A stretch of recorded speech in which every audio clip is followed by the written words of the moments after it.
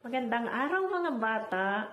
Ako si Teacher Brenda na maghahatid sa inyo ng isang maikling kwento. Ano pang hinihintay natin? Tara na at mamasyal tayo sa aking kwento na ang pamagat ay pasyal sa talon ng dukto. Isinulat at isinaling wika ng inyong lingkod. Iginuhit ni Ana Katrina si Serafika. Isang araw, dumating ang mag-inang si Marites at Ben sa Kayapa mula sa Maynila. Binisita nila ang kanilang kamag-anak na si Mandayong at ang kanyang anak na si Tolkis. Habang sila'y nagkukumustahan, biglang natanong ni Ben sa kanyang tito, "Tito Mandayong, anong pong magandang pasyalan dito sa lugar ninyo?" Sumagot si Mandayong, "Aha, ipapasyal namin kayo ni Tolkis sa talon ng dukto." "Oo, pinsan, ipapakita namin sa inyo kung gaano kaganda doon," dagdag naman ni Tolkis. Nagpasya nga silang mamasyal. Kinabukasan, naglakad sila ng 2 oras patungo sa talon ng dukto.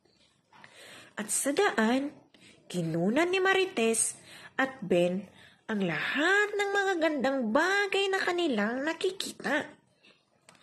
"Talagang napakaganda dito," sabi ni Marites. "Oo nga, ngunit kaunti lamang ang nakakaalam nito," tugon naman ni Mandayong. Sa wakas, narating din nila ang nasabing talon. "Wow! Ang taas ng talon at ang linaw ng tubig," sabi ni Ben. "Tingnan mo, pinsan, sa linaw ng tubig, makikita mo ang mga isda. Di ba ang saya-saya?" Wika ni Tolkis. Nawili silang pareho, kaya dali-dali silang nanghuli ng isda. Pagkatapos, nagyayahan din silang lumangoy. "Tara, maligo na tayo," anyaya ni Ben kay Tolkis. Lumangoy nga ang dalawa habang namingwit si Mandayong at nagluto naman si Marites. Maya-maya pa'y pinagsaluhan na nila ang mga pagkain. Pagkatapos, sumandal sila sa malaking bato para magpahinga. Nang biglang mapansin ni Tolkis na nagtapon ng basura si Ben sa gilid ng ilog. "Nako, pinsan! Hindi tama ang pagtapon ng basura sa gilid ng ilog." "Ha? Bakit?" "Dahil madudumihan ng ilog at maaaring mamatay ang mga isda. Iyan ang turo sa akin ng aking tatay," saad ni Tolkis. "Tama ang pinsan mo. Dapat nating alagaan ang ating kalikasan para makita rin ng ibang bisita ang kagandahan at kalinisan ng talon," bilin ng kanyang ina.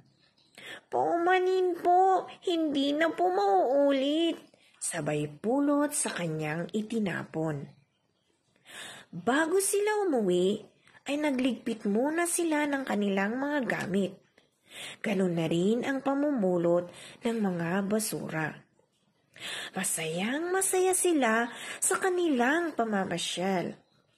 Kaya nasabi ni Ben sa kanyang ina, "Inay, pagbalik natin sa Maynila, ipapakita ko sa aking mga kaibigan ang mga larawan na ating napasyalan para makita at malaman din nila kung gaano kaganda at kasaya dito."